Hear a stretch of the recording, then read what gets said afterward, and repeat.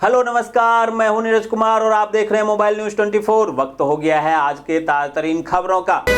भारत के विदेश मंत्री एस जयशंकर आज से 9 मार्च तक आयरलैंड गणराज्य और यूके के दौरे पर रहेंगे। इस दौरे का मुख्य उद्देश्य दोनों देशों के साथ संबंधों को और मजबूत करना है। बता दें कि यह यात्रा यूरोपीय देशों के लिए चुनौतीपूर्ण समय पर हो रही है, जो अमेरिकी राष्ट्रपति डोनाल्ड ट्रंप के व्हाइट हाउस में वापस आने के बाद से अमेरिका के साथ अपने संबंधों पर फिर से बातचीत कर रहे हैं। अमेरिका के राष्ट्रपति डोनाल्ड ट्रंप एक के बाद एक कई एक्शन ले रहे हैं, जहां अब कनाडा और मैक्सिको पर 25% टैरिफ बढ़ाने का आदेश दिया है, साथ ही व्यापार जांच का भी आदेश दिया है। पूर्व केंद्रीय मंत्री और हमीरपुर लोकसभा से सांसद अनुराग ठाकुर आज बिलासपुर के भरौली कला में भारतीय स्टेट बैंक की शाखा का उद्घाटन करेंगे। इसके उपरांत ठाकुर दोपहर 3 बजे सलवार में जनसभा को संबोधित करेंगे और शाम 5 बजे लखनऊ में रेलवे के निर्माणाधीन पुल का निरीक्षण करेंगे। आम आदमी पार्टी के संयोजक और दिल्ली के पूर्व मुख्यमंत्री अरविंद केजरीवाल आज पंजाब के दौरे पर जा रहे हैं। दिल्ली के चुनाव नतीजे के बाद केजरीवाल का यह पहला पंजाब दौरा है। आपको बता दें कि करीब 12 साल तक दिल्ली की सत्ता में रहने के बाद आम आदमी पार्टी को पिछले महीने हुई दिल्ली विधानसभा चुनाव में करारी हार का सामना करना पड़ा था। आईसी चैंपियन ट्रॉफी 2025 के रोमांचक नॉकआउट चरण की शुरुआत हो चुकी है, जिसके तहत आज भारत और ऑस्ट्रेलिया के बीच सेमीफाइनल मुकाबला दुबई में होगा, जबकि दूसरे सेमीफाइनल में न्यूजीलैंड और दक्षिण अफ्रीका 5 मार्च को लाहौर में भिड़ेंगे। बिहार सरकार के पूर्व मंत्री और प्रदेश कार्यकारी अध्यक्ष दिलीप जायसवाल आज एक बार फिर से विधिवत रूप से पार्टी के प्रदेश अध्यक्ष बन जाएंगे। उनकी ताजपोशी के दौरान बिहार भाजपा प्रभारी विनोद तावरे और सह प्रभारी दीपक प्रकाश के साथ ही 15,000 बीजेपी कार्यकर्ता के शामिल होने की संभावना है। बॉम्बे हाईकोर्ट से पूर्व सेबी प्रमुख माधवी पुरी और 5 अन्य को मिली बड़ी राहत। केस दर्ज करने के आदेश पर आज तक के लिए लगाई गई रोक। झामुमो का 52वां स्थापना दिवस आज झंडा मैदान में होगा, जहां समारोह में मुख्यमंत्री हेमंत सोरेन, नगर विकास मंत्री सुदिव्य कुमार सोनू, मंत्री हफीजुल अंसारी, योगेंद्र प्रसाद और राज्यसभा सदस्य सरफराज अहमद सहित झामुमो के तमाम नेता शामिल होंगे। बसपा सुप्रीमो मायावती ने सोशल मीडिया प्लेटफॉर्म एक्स पर पोस्ट कर लिखा, बीएसपी की ऑल इंडिया की बैठक में कल आकाश आनंद को पार्टी की हित से अधिक पार्टी से निष्कासित अपने ससुर अशोक सिद्धार्थ के प्रभाव में लगातार बने रहने के कारण नेशनल कोऑर्डिनेटर सहित सभी जिम्मेदारियों से मुक्त कर दिया गया था, जिसका उसे पश्चाताप करके अपनी परिपक्वता दिखानी थी। लेकिन उसके विपरीत आकाश ने जो अपनी लंबी चौड़ी प्रतिक्रिया दी, वह उसके पछतावे और राजनीतिक मैच्योरिटी का नहीं, बल्कि उसके ससुर के ही प्रभाव वाला ज्यादातर स्वार्थी, अहंकारी और गैर मशीनरी है, जिससे बचने की सलाह मैं पार्टी के ऐसे सभी लोगों को देने के साथ दंडित भी करती रही हूं। दोस्तों, आगे बढ़ने से पहले आपसे रिक्वेस्ट है कि अगर आपने अभी तक इस न्यूज को लाइक और कमेंट नहीं किया है तो प्लीज लाइक और कमेंट कर दीजिए, क्योंकि आपके लाइक और कमेंट का मैं कब से इंतजार कर रहा हूं। और जैसा कि आपको पता है, कमेंट करने वाले लोगों के नाम हम न्यूज के लास्ट में बताते हैं, इसलिए न्यूज को लास्ट तक जरूर देखिए। ऑनलाइन माध्यम से प्राप्त दाखिल खारिज याचिकाओं के निष्पादन के बाद जो लिपिकीय या गणितीय त्रुटियां रह जाती है, उसमें सुधार के लिए बिहार के राजस्व एवं भूमि सुधार विभाग के सचिव जय सिंह ने सभी समाहर्ताओं को पत्र लिखा है। पत्र में कहा गया है कि दाखिल खारिज संबंधित आदेश पारित करने के दौरान की गई लिपिकीय या गणितीय संबंधी भूल या किसी आकस्मिक भूल या लोप से हुई गलतियां अंचल अधिकारियों द्वारा स्वप्रेरणा से या किसी पक्षकार के आवेदन पर शुद्धि की जा सकेगी। अंचल अधिकारी इस शुद्धि से सभी पक्षों को सूचित करेंगे। दिल्ली में 1 लाख से ज्यादा लोगों को मिलेगी सरकारी नौकरी, मंत्री मनजिंदर सिंह सिरसा ने दिया ऐलान।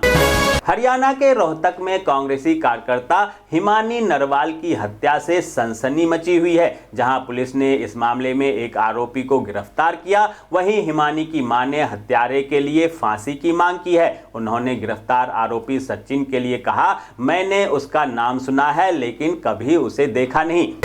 उत्तराखंड कैबिनेट बैठक में कई योजनाओं पर लगी मुहर, नई आबकारी नीति हुई स्वीकृत, स्कूल मंदिरों के आसपास नहीं खुल पाएंगे शराब की दुकानें।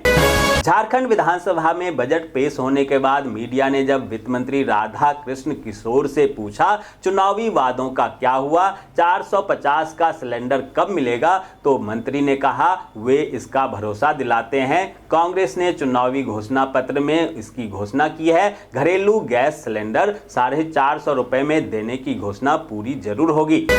छत्तीसगढ़ विधानसभा में वित्त मंत्री ओपी चौधरी ने 25वां बजट पेश किया। यह पहला मौका था जब राज्य में कंप्यूटर टाइपिंग बजट की जगह खुद वित्त मंत्री के हाथों से लिखा गया बजट सदन में प्रस्तुत किया गया। यह बजट 100 पृष्ठों का है, जिसे पूरी तरह से हाथ से लिखा गया है। बजट में सीएम कौशल विकास सहित कई बड़े ऐलान किए गए हैं। वहीं राज्य सरकार ने पेट्रोल के दाम में 1 रुपए की कटौती की है और सरकारी कर्मचारियों को भी बजट में कई खुशखबरी दी है।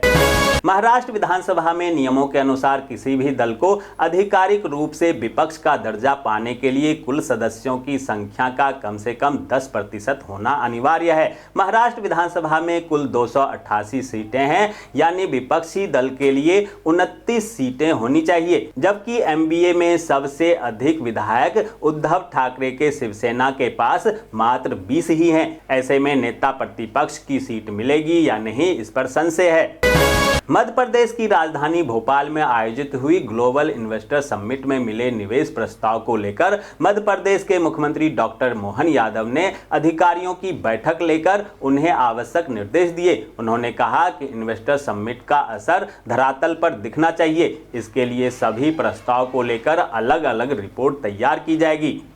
हिमाचल प्रदेश के मुख्यमंत्री सुखविंदर सिंह सुक्खू की अध्यक्षता में कैबिनेट की बैठक हुई। बैठक में कई महत्वपूर्ण फैसले लिए गए। जहां 10 मार्च से हिमाचल प्रदेश विधानसभा का बजट सत्र शुरू होने जा रहा है। बजट सत्र से पहले राज्य मंत्रिमंडल की यह बैठक बेहद महत्वपूर्ण थी। जम्मू कश्मीर में 13 जुलाई को शहीदी दिवस के रूप में मनाने की पैरवी कर रही पीडीपी प्रमुख महबूबा मुफ्ती को भाजपा ने आड़े हाथों लिया। जहां भाजपा विधायक सुनील शर्मा ने कहा कि यह शहीदों का नहीं गद्दारों का दिन है। उन्होंने आगे कहा कि हम देश विरोधी एजेंडे वाला कोई भी बिल विधानसभा में लाने की इजाजत नहीं देंगे। उड़ीसा के राजस्व मंत्री सुरेश पुजारी ने उड़ीसा सीमा पर घुसपैठ को लेकर पश्चिम बंगाल सरकार को कड़ी चेतावनी दी। मंत्री सुरेश पुजारी ने कहा कि पश्चिम बंगाल सरकार एक असभ्य सरकार है। उन्होंने आगे कहा, अगर जरूरत पड़ी तो उड़ीसा पश्चिम बंगाल को भी पाठ पढ़ाएगा। गुजरात एटीएस और फरीदाबाद स्पेशल टास्क फोर्स ने संयुक्त ऑपरेशन में फरीदाबाद से आतंकी कनेक्शन के संदेह में एक व्यक्ति को गिरफ्तार किया। उसके पास से 2 हैंड ग्रेनेड भी जब्त किए गए, जिन्हें सुरक्षा एजेंसियों ने तुरंत निष्क्रिय करा दिया। सूत्रों के मुताबिक ये अयोध्या में राम मंदिर पर हमले की साजिश रच रहा था।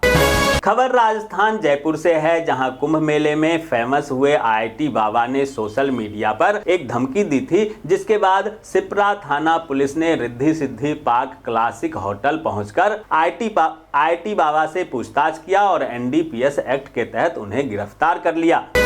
दोस्तों, मैं देख पा रहा हूं कि आप में से बहुत सारे लोगों ने इस न्यूज को लाइक किया है और कमेंट भी किया है, लेकिन अभी भी कुछ लोग बाकी हैं जिन्होंने न्यूज को लाइक और कमेंट नहीं किया है। उनसे भी आग्रह है कि प्लीज प्लीज प्लीज वे भी न्यूज को लाइक कर दें, कमेंट कर दें, साथ में शेयर भी कर दें। और अब बारी है कल के न्यूज पर कमेंट करने वाले लोगों के नामों की। उनके नाम है संतोष भट्टागर, शिल्पी बेग बनर्जी, वीरेंद्र कुमार कुशवाहा, अयोध्या प्रसाद राठौर, सुखराम धाकड़, उपेंद्र, ईश्वरदीन विश्वकर्मा, सत्येंद्र शाह, सुमेर सिंह, करुणा चक्रवर्ती, शिवाजी पटेल, प्रयास यादव, विनोद तिवारी, गौतम महतो, चंद्रजीत, सुल्तान अंसारी, सुनील कुमार पाथीपाका, हरिमोहन गौप, कांता प्रसाद, बंटी हजारिका, आराधना आहूजा, केशव चंद तिवारी, केपी तिवारी, राजेश रॉय, रक्षराम आर्या, एसपी सिंह, अशोक कुमार आर्या, सुशील पांडे, राजेंद्र केलवा, सुशील पांडे, मेदिलाल मौर्य, विजय सिंह बैरवा, प्रहलाद पंडित, जगजीत सिंह, प्रवीण कलिता, दीनाबंधु कलसाई, माम सिंह और काजल गांगुली। तो ये थी आज की ताज़ा खबरें। ऐसे ही खबरों से अपडेट रहने के लिए चैनल को सब्सक्राइब कीजिए, नोटिफिकेशन बेल को दबाइए, वीडियो को लाइक कीजिए और ज़्यादा से ज़्यादा शेयर कीजिए, ताकि आप और आपके जानने वाले रह सकें देश और दुनिया के तमाम खबरों से अपडेट।